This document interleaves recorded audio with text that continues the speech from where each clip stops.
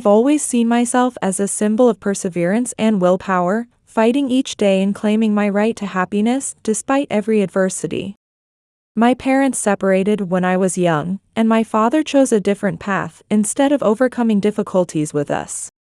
He found new love, started a different life, and abandoned my mother and me. That day, when he came to our apartment, his words about his grandchildren struck me with particular cruelty. He took every opportunity to boast about making a new family and emphasize how wonderful his life had been after leaving us behind. "What a miserable life, stuck in this rental house like you guys," he sneered, each word breaking my heart. But I refused to be crushed by those words. My life may have been far from someone's idea of happiness, but it was filled with the more important things. "That was a long time ago," I replied, trying to hide my unease at his sudden visit. My father, always prone to exaggeration, was convinced we were drowning in debt with no escape from our financial straits. But my mother, Melissa, was always there to support me. Despite all hardships, she maintained her independence, and her strength became my daily inspiration. Life in our small apartment was more than just a place to live. It was an opportunity to be near my mother, help her, and learn about independence and responsibility. The daily routine starting at 5 a.m. was challenging. It was especially tough during periods when I was busy with mother's care and household chores. But each day spent here made me stronger. Through daily life in the apartment, meeting various people taught me to be grateful for what I had, while simultaneously feeling the pain of losing a father who wasn't there when we needed him. My parents' divorce left deep scars on my heart, and I couldn't shake off the feeling of loss every time I saw happy families enter our apartment. Yet despite these difficulties, I found the strength to overcome them. My mother was always my support and role model. Her fight for our happiness and well-being, her indomitable spirit, and her determination to give everything for us shaped who I am today. I realized that resilience and survival weren't just words. They were the path I had chosen in life. My father may think my life is miserable, but I know that's wrong.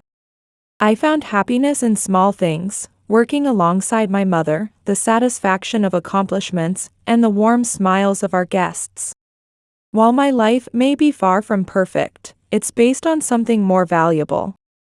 It's founded on gratitude for what I have and the ability to never give up, no matter what. However, my mother was trying to introduce my father to our business of 17 years and the family we had maintained and grown despite all difficulties. Her words left him surprised and speechless.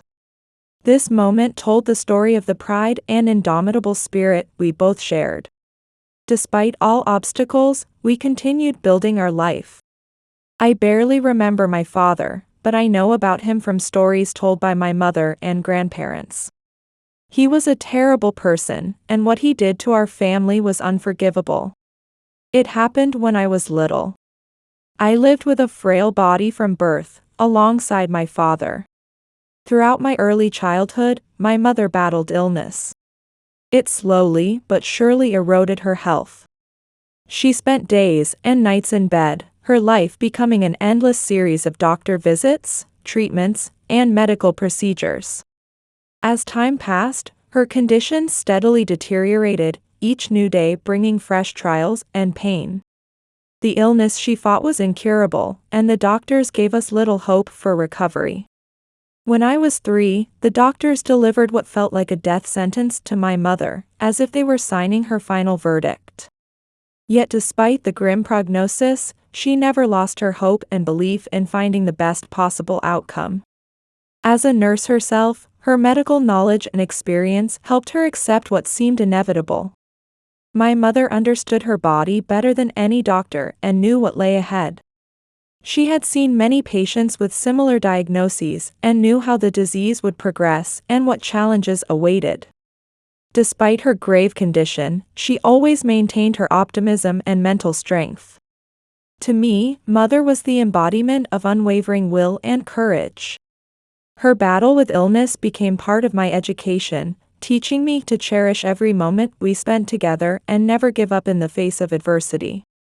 Despite her poor health, she was always the world's best mother. Her love and care knew no bounds, and even in her most difficult moments, she found the strength to support me, teach me about life, and simply be there. Her fight with illness taught me to value life, to be strong, and to never lose hope even in the most desperate situations. Looking back now, I realize how immense her role was in shaping my life. She taught me to be strong and to live and love despite all the hardships and trials life throws at us.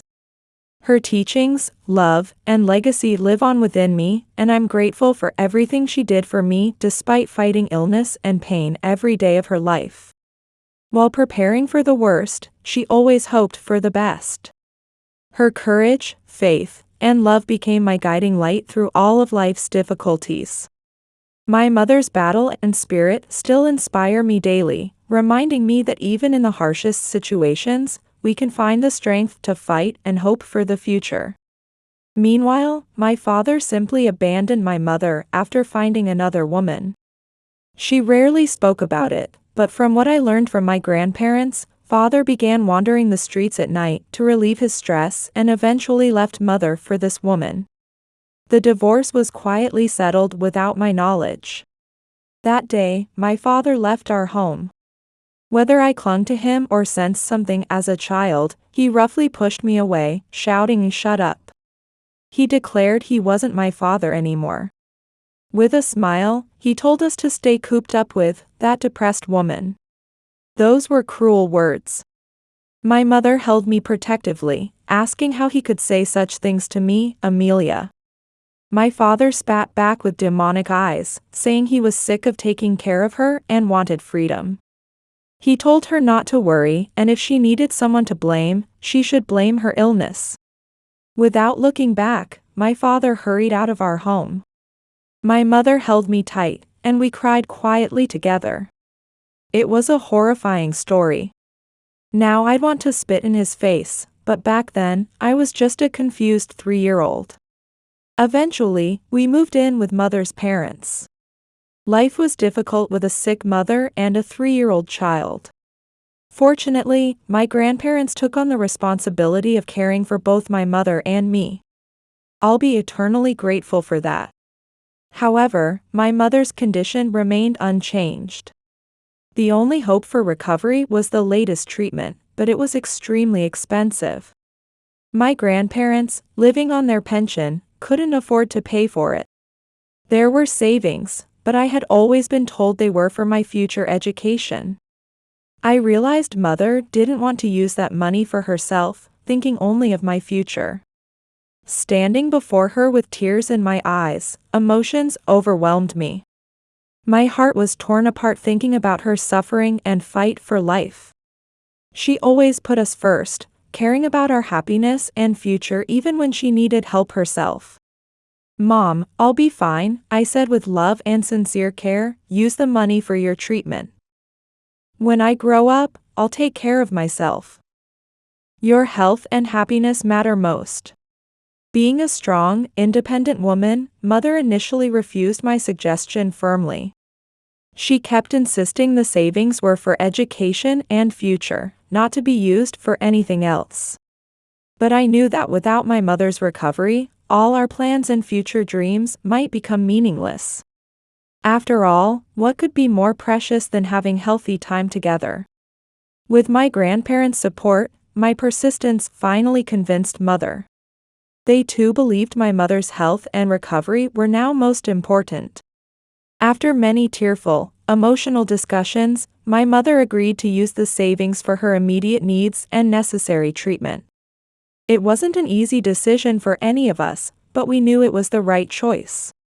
When she began using the savings for treatment, our family faced new challenges. But we grew stronger together, and our mutual love and support helped us overcome all obstacles. We knew money was just material, and time spent in health was priceless. As she began to recover, each day brought new hope and joy. Her recovery became a source of hope for all of us, reminding us that life always has room for miracles. We realized that together we could handle whatever fate brought us, and our strength lay in unity and mutual support. The money spent on my mother's treatment proved to be the best investment, because it gave her a chance at a new life. This experience strengthened us as a family and taught us to cherish every moment together. We realized that love and compassion were the most valuable things we could give each other, and together we could overcome any difficulty. Then, when my grandmother went to withdraw money from the family account on behalf of my bedridden mother, we faced an unexpected crisis. The family savings that mother had slowly accumulated were completely gone. Only my father had known the account contact information. It was clear that father had taken the money. We were devastated. Just when we saw a glimmer of hope, father's actions once again stole our future. Though we wanted to recover the money, we filed a police report and tried to contact father, but his whereabouts remained unknown. We were at a loss, all of us holding our heads in despair. That's when a man contacted my mother. He introduced himself and said that he had previously been in a serious accident and had been hospitalized at the hospital where his mother worked as a nurse. He said he began recovering thanks to my mother's devoted support, and after discharge, he started a business. It was on the rise, achieving social success. He kept in touch with her, reporting about his life about once a year. When he learned of mother's condition, he insisted on paying for her treatment. My mother was surprised and refused his offer, but the man remained adamant. He said he recovered thanks to Melissa and wanted to repay her kindness. Not only did he offer to provide the treatment costs, but he also asked for something in return. My mother hesitated. She worried if she could do it, but he assured us we could, and mother decided to accept his offer. It was like a bolt from the blue for us. My mother, who we thought had no options left, would now be able to receive treatment. Of course, recovery wasn't immediate. It took years of taking numerous medications and continued hospital visits before returning to normal health. She finally recovered enough to lead a normal life, and we were deeply grateful to this man.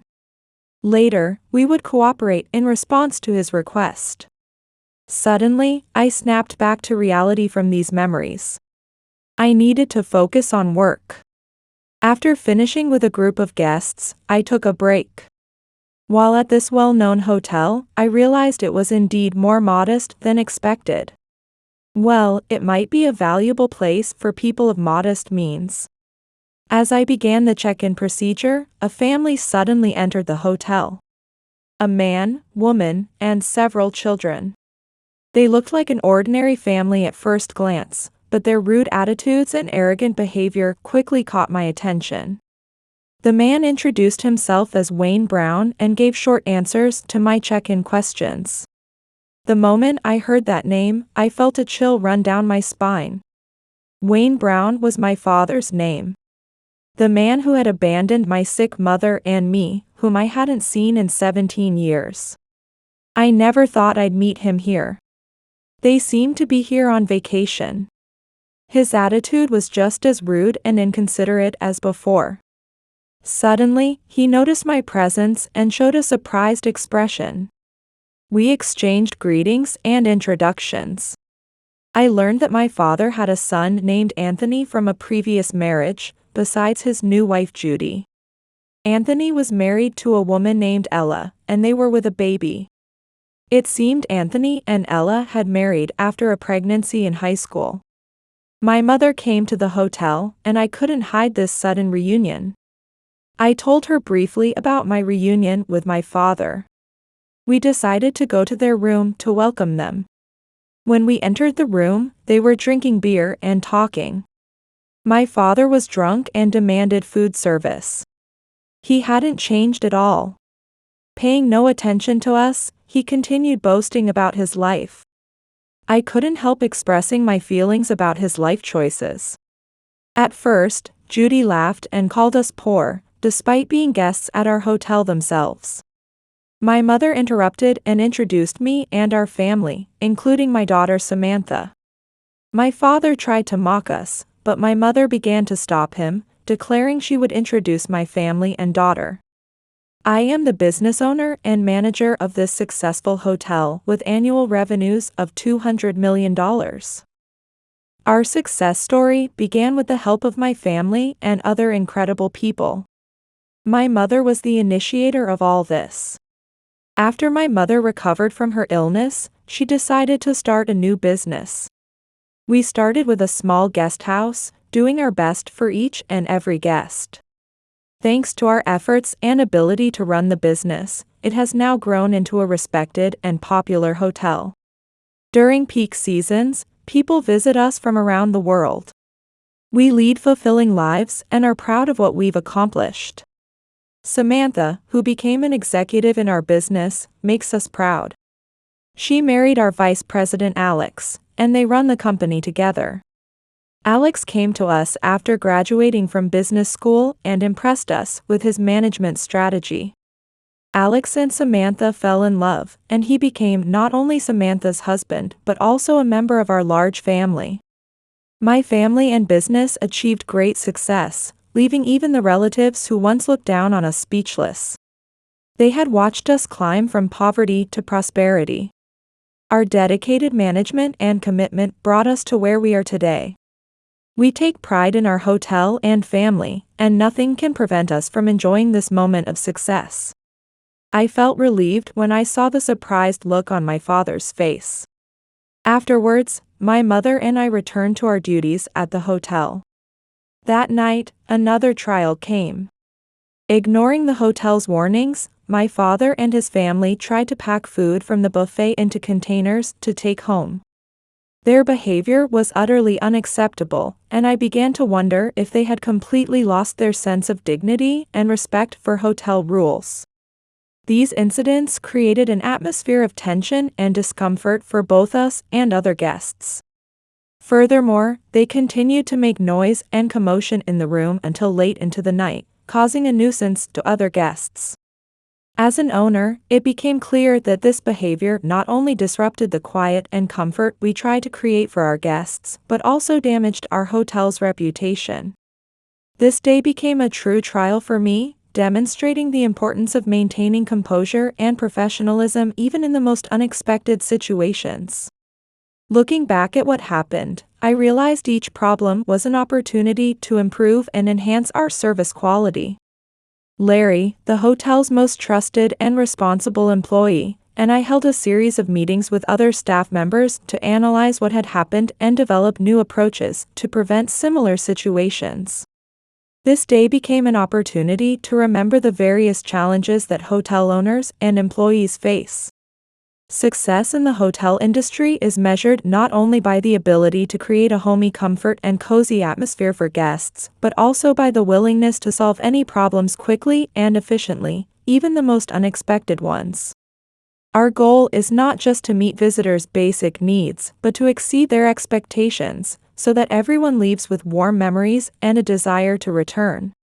The situations we faced became an important test of our ability to maintain these standards under the most difficult conditions. I have made the decision to ask my father and his family to leave due to their disruptive behavior. This decision wasn't made lightly. While each guest at our hotel is indeed part of our large hotel family, specific rules and mutual respect are necessary to ensure a comfortable stay and maintain order for all visitors. I realized that success in the hotel industry is based on many factors, including attention to detail, listening to guests' needs, and the ability to respond quickly to any changes or problems. It became a kind of test for us. A test of our flexibility, professionalism, and of course, dedication to hospitality. Those moments of crisis reminded me of the importance of maintaining clear and consistent standards in our work. I realized that to guarantee high-quality service and comfortable stays for each guest, we need to be prepared to solve any problems that arise while considering the interests of all parties, not just provide comfortable accommodations. Larry, my faithful assistant and lifelong friend who had overcome many difficulties with me, confidently approached me, offering to take on the burden of conversing with the troublesome guests. Given my father's aggressive attitude and his family's, he seemed to reasonably think that a man could communicate decisions more effectively and safely. However, even Larry's determination and calmness couldn't break through their wall of stubbornness and demands to meet with the manager. When trying to explain the situation, I faced my father and his family's endless claims and demands for free accommodation as compensation for their experienced inconvenience. Their arrogance was astonishing, and each word they spoke deepened my conviction in the rightness of our decision. What started as an attempt at dialogue turned into open confrontation when guest Anthony took out his smartphone, began recording our communication, and threatened to post everything online to discredit our hotel. At this crucial moment, my mother appeared, a woman of indomitable will and the cornerstone of our family business. Her decision to call the police was quick. As always, it was about the safety and welfare of guests and employees. Her actions clearly showed that we were prepared to fight to the end to protect our home and its inhabitants from any threats. The atmosphere was tense when the police arrived at our cozy Willow Creek Hotel to deal with the situation unfolding before us. It all started as a misunderstanding but rapidly evolved into a full-blown confrontation that spread far beyond our facility's walls. It turns out that my father and his family, who had no regard for rule-breaking or intimidation, were in breach of numerous laws. Their lives were tainted by fraud and deception. They had avoided paying bills and embezzled other people's money until their arrest finally put an end to their criminal activities.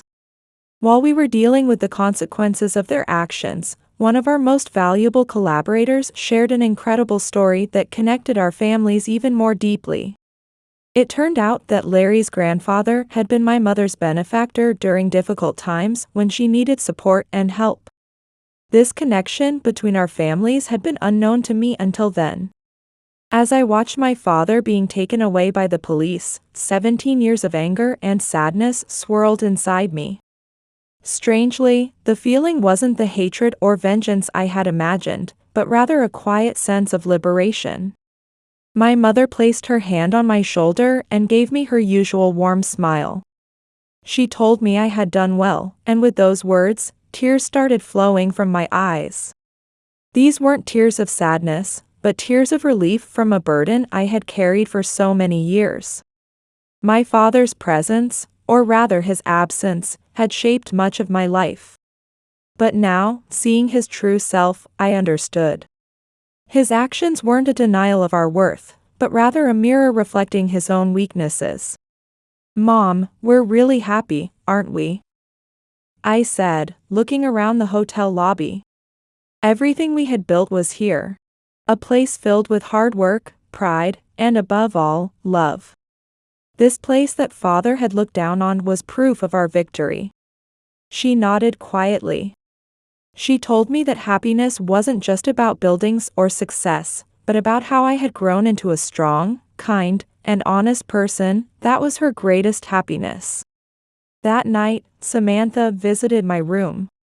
She must have sensed the sadness I felt at being reunited with my father, because she gently comforted me. She said she had known about her grandfather's story before, but today she finally understood how strong I was. I smiled at her words. Indeed, the reunion with Father was painful. But that pain didn't crush me. Instead, it liberated me. I no longer needed to seek my father's approval or love because I already had everything precious to me. Looking at the sunset through the Willow Creek Hotel's window, I bid farewell to my father in my heart. He was no longer a shadow controlling my life. He was just a chapter of the past that had become part of my strength. The indomitable spirit my mother taught me, the chain of kindness shown by Larry's family, and everything I had built myself, these were my true legacy, what I wanted to pass on to my daughter Samantha. Sometimes the deepest wounds bring the greatest growth. The reunion with my father gave me one final precious lesson, that forgiveness is not for others, but for liberating oneself. Now I can proudly say, I am Amelia. Before being someone's daughter or mother, I am a strong woman and the author of my own life. And our story continues in this small piece of heaven, filled with warmth and love.